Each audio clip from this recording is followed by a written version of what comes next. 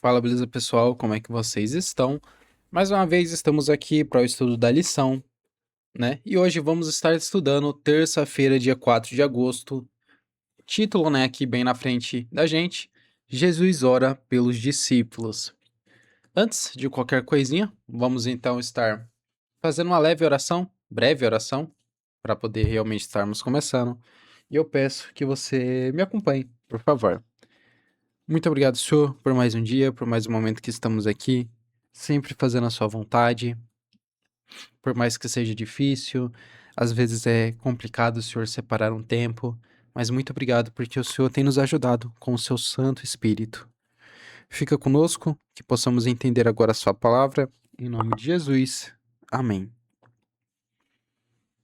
Vamos lá, pessoal. Jesus ora pelos discípulos. Ao orar, em João 17, a maior preocupação de Jesus eram os seus discípulos. Ele suplicou ao Pai por aqueles que me deste, uma expressão-chave que repetiu 5 vezes com pequenas variações. Eles sentiam a responsabilidade profunda por aquele grupo. Os pais os havia, o Pai os havia confiado a ele, e agora eles seriam novamente colocados sob o cuidado do Pai. Em João 14 a 16, vemos o Espírito assumindo esse papel. É muito encorajador saber que toda a Trindade está cuidando de nós. A continuação, a continuidade da missão de Cristo ao mundo dependia daquele grupo de discípulos. O sucesso deles exigiria fidelidade.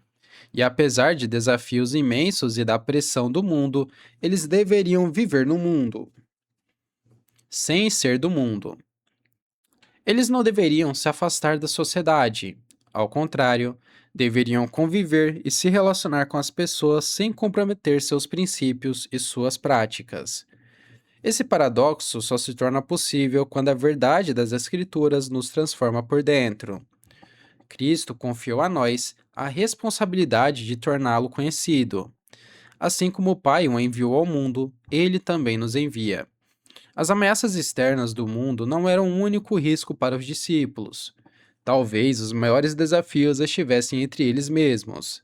Havia tensão no grupo, disputa por posição, inveja, orgulho e ambição egoísta muitas vezes os dividiam.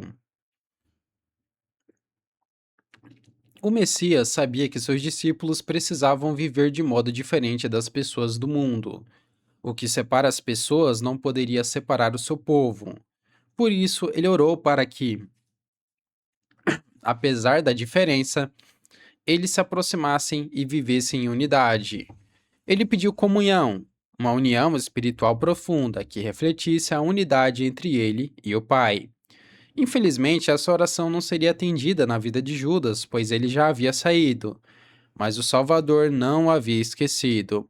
A deserção dele abalou os outros discípulos, e ainda assim, essa oração lembra a todos os que ouviam que Jesus já esperava a traição. O amor do Messias por seus discípulos é visível ao longo de toda a oração. Ele lhes revelou o verdadeiro coração do Pai e intercedeu por unidade, proteção e transformação, para que, um dia, eles pudessem estar com ele novamente. Bem, aqui a gente vê um pouquinho, né, a parte da oração que Jesus ele pede pelos discípulos, né? E como a gente falou, é muito bonito a gente saber o quanto que Deus ele ama cada um de nós, né?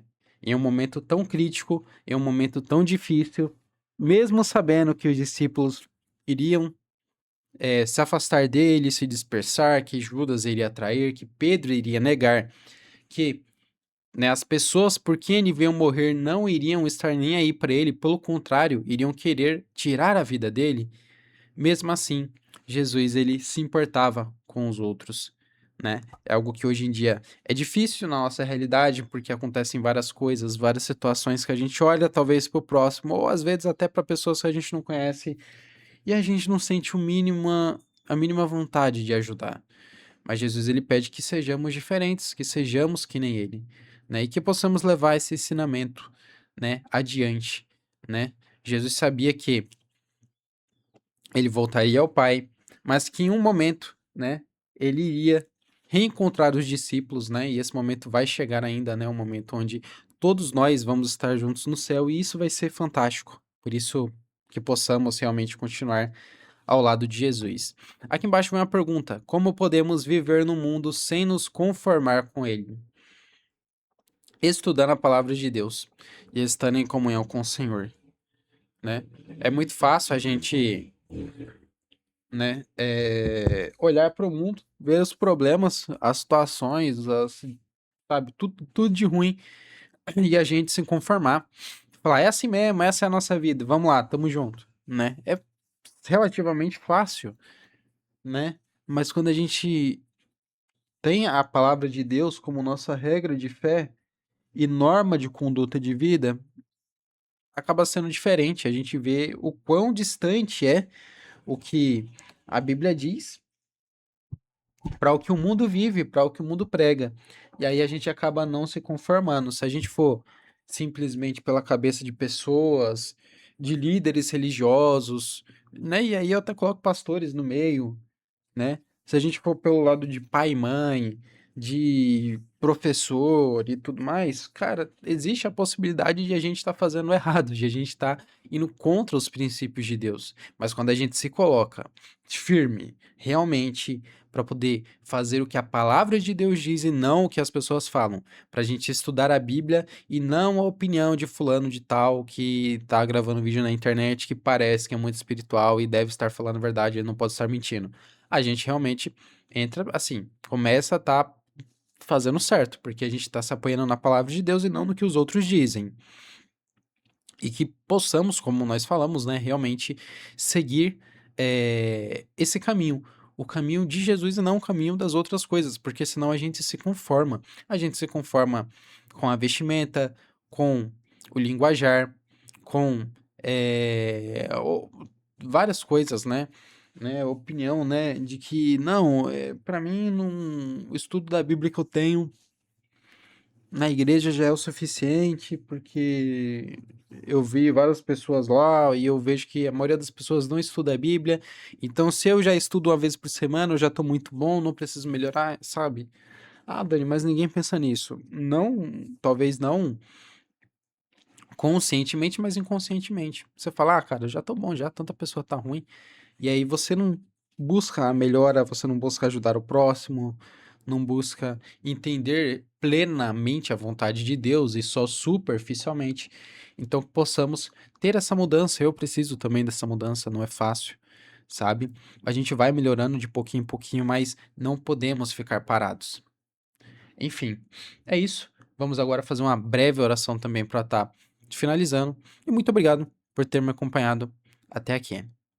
Muito obrigado, Senhor, por mais um dia, por mais um momento que estamos aqui, Senhor, entendendo um pouco mais a Sua palavra, por mais que nem sempre seja fácil, mas estamos aqui para estarmos em comunhão com o Senhor e muito obrigado por nos dar a oportunidade de ver mais um dia, de estar aqui ao seu redor. Muito obrigado por tudo. Fica, por favor, conosco nesse restante dos momentos que se seguem aqui no nosso dia, da nossa rotina, e que possamos estar meditando a palavra do Senhor. Muito, muito obrigado por tudo. Em nome de Jesus. Amém.